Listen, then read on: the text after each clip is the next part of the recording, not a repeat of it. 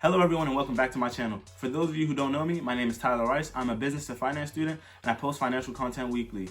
Please don't forget to like and subscribe. Thank you. Before we begin, I would just like to say that I am not a financial advisor, simply a random guy on YouTube sharing my thoughts and opinions regarding finance. Always do your own due diligence. So today we're going to be talking about budgeting. Budgeting is the process of planning where your money goes and how to effectively use it. Now, budgeting includes saving or investing money, paying off your debts, and of course paying your bills and expenses. Now, for those of you who generally don't budget, this may be a tough task at first. So this means limiting your spending on your wants and liabilities. Knowing how to properly allocate your money is such an important part of this process. So for all of us starting out budgeting, the budget I have suggested is the 50-30-20 rule created by Elizabeth Warren. So the first step of this budget is knowing how much you make after taxes.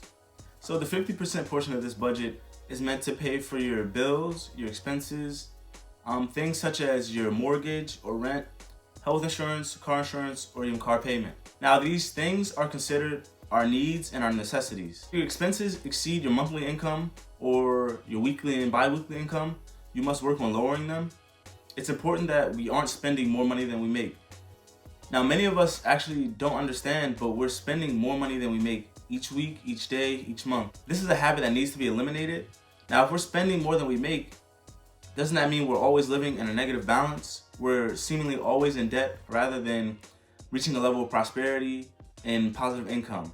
Okay, so for many of us, this portion of the rule is maybe the most fun and most interesting to give attention to. This is because we'll be allocating 30% of our income towards our wants and our basic necessities. Now, these necessities or basic necessities include things like add-ons for your phone bill. So if you'd rather have an unlimited plan rather than not having one, or simply having a cable bill, when we all know Netflix and Hulu and all these other entertainment services are quite more affordable than having a cable bill. Now, in relation to our wants, this doesn't mean we're gonna go out and spend this 30% on buying new shoes or new clothes or splurging on a laptop. I'm also someone who wants to get the latest shoes and latest clothing and even a new laptop. However, I realized that growing wealth is a better avenue to place my money in order to become financially free. Now, the last and maybe my most favorite of all three of these accounts is the 20%. Now, this 20% is used for paying off your debts and also creating a savings account. Now, for example, say you have a credit card bill that monthly is $200. However, the minimum balance you must pay is $20. But you've been diligent, you've been up to speed, you're ahead of the curve, and you're paying $100 each time. Now, that $80 that isn't a necessity or a need to pay can be used for another account, which I would call the emergency fund. An emergency fund is having 3 to 6 months, and if you're extreme, 3 to 12 months, which is a year, of your expenses saved up for, say, a crisis like we're currently in, unfortunately. After doing my own research, it was kind of unfortunate hearing that around 60% of Americans actually do not have $1,000 to cover an $1,000 expense. Say if your car broke down and the repair cost was $1,000, would you be able to pay for that today?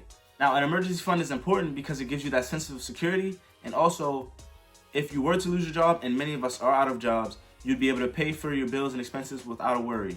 A place to keep this account would be in a high yields interest saving account.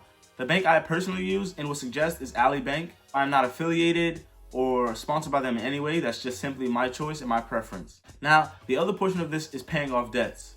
Instead of putting that entire $80 into, say, an emergency fund, you can also split that up and use that for paying off debts. Now, if you're a student, you may have student loan debts.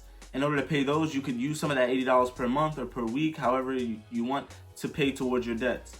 If you have credit card debt, you may use that to pay off your credit card debt as well. Don't get me wrong, starting out budgeting will definitely be tough. And I'm no professional and I'm certainly not perfect. But for me, I needed a change. I needed to know why my money always seemed like it was slipping through the cracks. I would get paid and then in an hour, my money would seem to disappear. In order to see a change in your life, you must take initiative.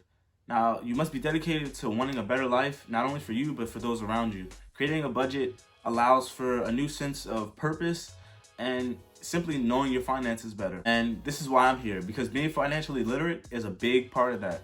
And I want you all to think about this statement, a statement that I think about a lot, especially understanding where I come from and where I am now in life.